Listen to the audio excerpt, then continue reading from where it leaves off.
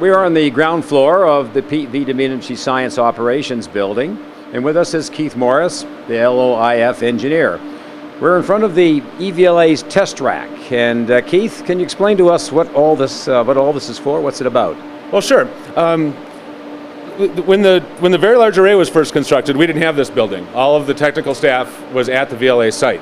If a problem arose in the fields, if they wanted to test out a new module, they were there. They could simply test it out on the antenna. By the time the EVLA project came along, we had this facility here with most of the design engineers and production technicians stationed here. Mm-hmm. We needed a way to one, prove out the modules before we installed them, and two, repair modules that failed in the field. So to do that, we built what's more or less a complete system, a complete electronic system, such as we would have at the central building and the antenna here in the basement. There are two racks of electronic modules here. This is a replica of the central building electronics, the master frequency references, clock signals, and so forth that are sent to all the antennas. This is an example of the antenna electronics.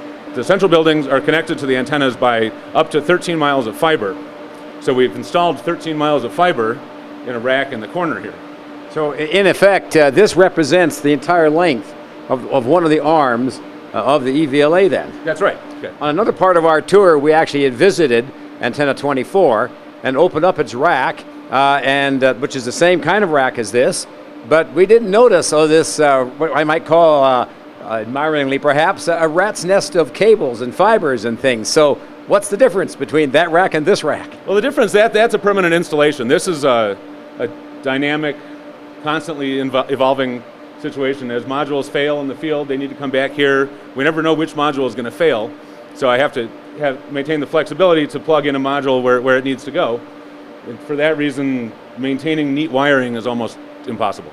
And I guess, although it may not seem obvious, that although there's only 50 miles between here and the VLA site, it's just not practical to shuttle the module from here down to there. You need this in situ facility to actually effectively work. This is right? We do. Our test equipment is here. A round trip to the VLA takes maybe almost 3 hours out of the workday. Yeah. So it would be inefficient for one. Right. Inefficient to maintain two sets of test equipment. We need them here, and so forth. So yeah, and I could imagine. Sorry, there, Keith. I could imagine that a module might be completed down here, thought to be working in some local facility. You go up to the site, you plug it in. There's something wrong, and the guys you need are not there. They're not there, and the equipment you need is not there. Right. So hauling these machines up the antenna is impractical. Another thing we have the ability to do is to suppose we thought of an improvement for a design. Mm-hmm. We could have a new module and an old module, new design and old design in parallel, do A/B comparisons between the two in real time. Sure. Prove out the performance of new designs. So Keith, we're looking at the back side of this rack, the business end, but let's go to the front side because that presents a rather different appearance. It does.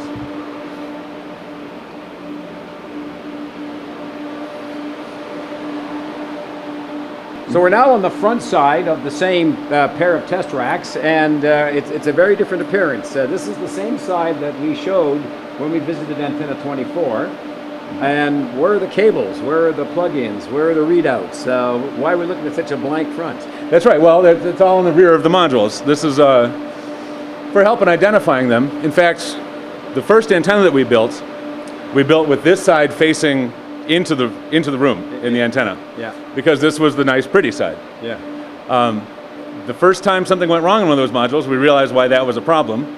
That we had to squeeze into the 18-inch space behind the rack in order to disconnect cables. So all subsequent antennas were built with this side facing towards the wall and the cable side facing into the room for access. Keith, I noticed there's another pair of modules down here. They're very different. I see they've got rather old-fashioned looking readouts and buttons and lights and switches. What are we looking at here? So these are a pair of original VLA modules. These are the receiver control modules. They have knobs, they have LEDs, which were used for monitoring and controlling the receivers from the front panel. With EVLA, we made a calculated decision not to have such features on the fronts of the modules. Mm-hmm. One, we have remote computerized interfaces to do that, so we don't really require an operator standing at the front of the module to do it. Right. Two, they present an opportunity for radio frequency interference to leak in or out of the module. Right. So the EVLA modules were all a sealed, shielded design. The only penetrations in the module are shielded against radio frequency interference, and the inner workings of them are available from a computer interface. Right, so that when technicians, engineers, some cases scientists, certainly the operators need to know what's going on inside any one of these modules, they don't need to journey out to the antenna to plug in the test equipment, right? That's right. Yeah, it can be done even from this building. We can diagnose problems on the antenna from our desk here. And I suppose if you knew the proper protocols, you could be on the other side of the earth and still do it. Is that right? That's right. Yep. In fact, we often do. Yeah. So.